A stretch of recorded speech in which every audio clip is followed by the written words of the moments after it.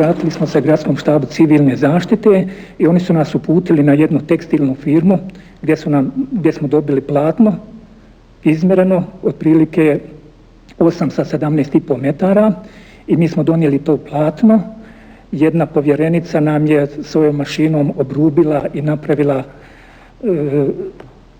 platno onako kako nam je trebalo da možemo konopac provući na gornjem dijelu i mi smo pod određenim rizikom zato što je sa obronaka Trebevića uvijek tada snajper dejstvovao.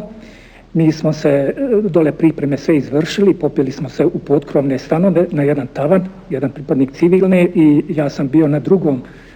tavanu u stanu jednom i bacili smo dozgo konopac, zavezali to platno, digli ga, potpuno smo bili zaštićeni i učvrstili smo platno na tih 17 metara, tako da je kompletna Titova ulica i dobar dio Dalmatinske ulice bio pokriven. Mogli su se poslije toga građani komotno kretati i poslije toga više nismo imali žrtava niti povreda na tim prostorima.